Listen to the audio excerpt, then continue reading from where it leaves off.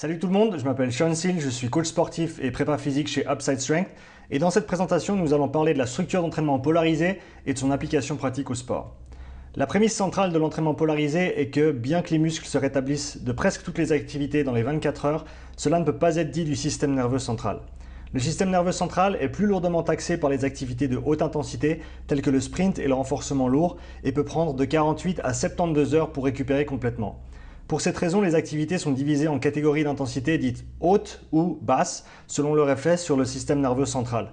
Celles-ci sont ensuite regroupées et échelonnées tout au long de la semaine afin que les activités de haute intensité ne soient jamais effectuées sur 2 jours consécutifs. Cette façon d'organiser l'entraînement était à l'origine pensée par le sprinter et coach polonais Gerard Mack et a ensuite été popularisée par le célèbre coach de sprint canadien Charlie Francis. Cette structure d'entraînement polarisée a permis aux athlètes de ces derniers d'être complètement rétablis et prêts pour leurs 2 ou 3 séances de haute intensité chaque semaine. Ceci est particulièrement important pour les sprinters puisqu'un effort maximal est requis à chaque répétition afin d'améliorer la vitesse et toute fatigue accumulée par les séances du jour précédent compromet la capacité de l'athlète à atteindre une intensité véritablement maximale. Mais la réalité est que tout n'est pas nécessairement haut ou bas et que nous ne sommes pas tous des sprinters. Selon le contexte et la qualité physique que nous entraînons, certaines séances d'entraînement pourraient se situer entre les deux. Alors, où s'intègre l'intensité moyenne dans ce modèle ? Pour résoudre ce problème, nous devons revenir à l'idée principale derrière l'entraînement polarisé. L'objectif principal est d'avoir complètement récupéré pour les jours dits hauts et d'être prêt à produire des efforts de très haute intensité. La règle est donc la suivante. Si on peut complètement récupérer d'une séance d'entraînement en 24 heures ou moins, l'activité s'inscrit dans la catégorie dite basse. En revanche, tout ce qui prend plus de 24 heures pour récupérer est automatiquement classé comme haut et ne doit être effectué que les jours de haute intensité. Dans ce contexte, les activités d'intensité moyenne, telles que du fractionné pour travailler la puissance lactique par exemple, taxeront le système nerveux central de manière suffisamment importante pour l'empêcher de se régénérer complètement dans les 24 heures, ce qui signifie qu'il doit tomber dans la catégorie haute. Dans le contexte des sports d'équipe amateurs, les entraînements et les matchs doivent toujours être considérés comme des activités de haute intensité en raison de leur nature imprévisible. À moins que vous ne soyez l'entraîneur qui décide du contenu, de la durée et de l'intensité de tous les aspects de la séance d'entraînement, vous devez vous préparer au pire des scénarios et supposer que ces séances iront au-dessus du seuil de faible intensité. Cela facilite en fait la planification dans la mesure où la structure haut-bas est déterminée par le programme hebdomadaire du sport. Tout ce que nous devons faire maintenant est de nous assurer que nous effectuons les activités d'intensité haute et moyenne les mêmes jours que nos entraînements sportifs et de garder les activités de basse intensité pour les jours restants. Vous remarquerez également que pendant l'intersaison et la pré-saison, l'absence de match nous offre une autre journée supplémentaire d'entraînement de haute intensité. L'un des grands avantages de l'entraînement polarisé est qu'il nous permet de travailler simultanément sur toutes les qualités physiques requises pour exceller dans le sport sans avoir à faire de compromis sur la qualité du travail effectué chaque jour. Nous pouvons simplement ajuster le volume de chaque élément pour répondre aux besoins du jour, de la semaine ou du mois. Avant de voir à quoi ressemble une semaine d'entraînement structurée suivant cette méthode, examinons les différents éléments de la préparation sportive et leur place dans l'entraînement polarisé.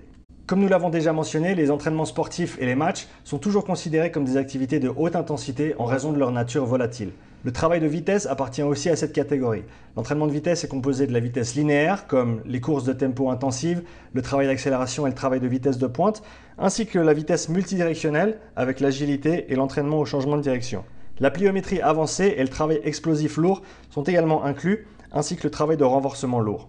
La catégorie de haute intensité couvre également le grappling, la lutte et le travail de sac lourd, ainsi que tout autre entraînement de style combat qui comprend un adversaire à vaincre.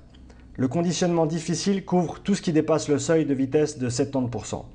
Nous devons également inclure dans cette catégorie les événements à forte intensité émotionnelle, car ceux-ci peuvent avoir un impact notable sur le cerveau et le système nerveux central, même s'ils ne contiennent pas de dimension physique. Dans la catégorie basse, nous trouvons tout d'abord les compétences sportives telles que manipulation du ballon, coup de pied et tout autre exercice technique de faible intensité auquel on peut penser. Bien que souvent ignoré, l'ajout de ces éléments techniques entre les séances d'entraînement peut faire une grande différence dans la maîtrise technique et améliorera les performances de match. Un travail aérobie de faible intensité améliorera l'efficacité cardiaque, la densité mitochondriale et la capillarisation. Les courses de tempo auront également un impact positif sur le développement aérobie, avec l'avantage d'aider l'athlète à accumuler des volumes de course non négligeables avec une posture de course à grande vitesse. La musculation de faible intensité, comme le circuit training non maximal, et les exercices d'isolement peuvent être effectués les jours de faible intensité. Ensuite, nous avons des sauts, les bonds et les lancers simples qui peuvent être effectués comme circuit ou mélangés avec le travail de renforcement accessoire. Les circuits focalisés sur la sangle abdominale étaient des outils d'entraînement populaires pour les sprinters de Charlie Francis, les jours de basse intensité.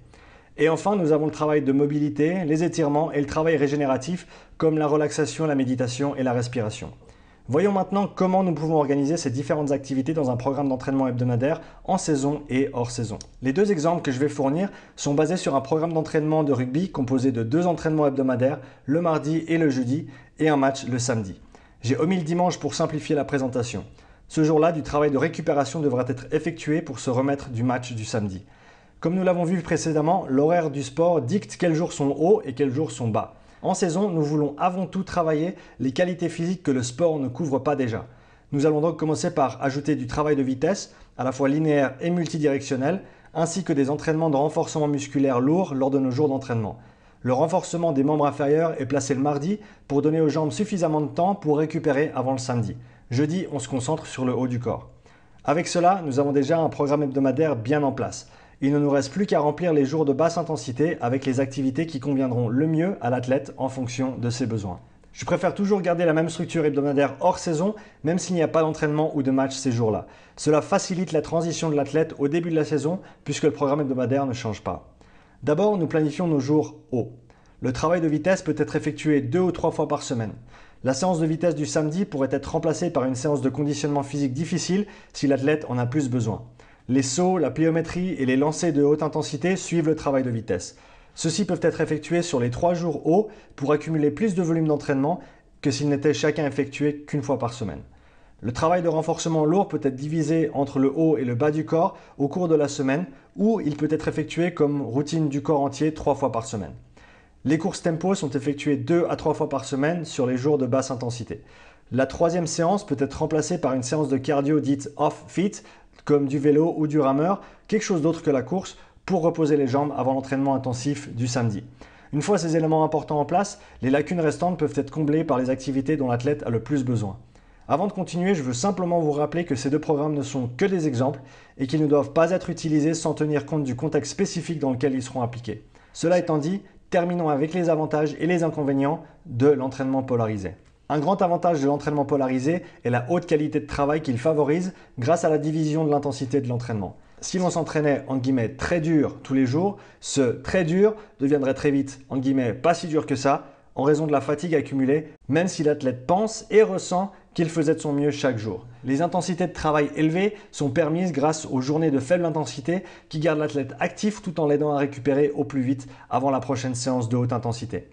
Enfin, l'entraînement polarisé est un cadre très flexible qui peut s'adapter à de nombreux scénarios différents. Il peut facilement être appliqué à la majorité des sports et adapté pour correspondre aux capacités de chaque athlète. Passons aux inconvénients potentiels de cette structure d'entraînement. Les journées hautes peuvent être très éprouvantes car tous les entraînements intensifs sont regroupés. Cela nécessite une grande discipline de style de vie de la part de l'athlète qui doit s'assurer de bien manger pour alimenter son entraînement et dormir suffisamment pour s'en remettre. Et enfin, l'entraînement polarisé n'est pas nécessairement adapté aux sports qui pratiquent et jouent plus de 3 fois par semaine comme le hockey sur glace ou le basket dans certaines ligues. Ces situations spécifiques nécessitent une approche différente car une récupération complète ne peut pas être garantie pour tous les jours d'entraînement et de match. C'est tout pour aujourd'hui, merci beaucoup d'avoir regardé cette présentation. Si vous avez apprécié le contenu de cette vidéo, n'oubliez pas de la liker, de la partager et de vous abonner à la chaîne. Si vous voulez voir plus de vidéos comme celle-ci, n'hésitez pas à me laisser un commentaire pour me dire quel sujet vous aimeriez que je couvre la prochaine fois. À bientôt.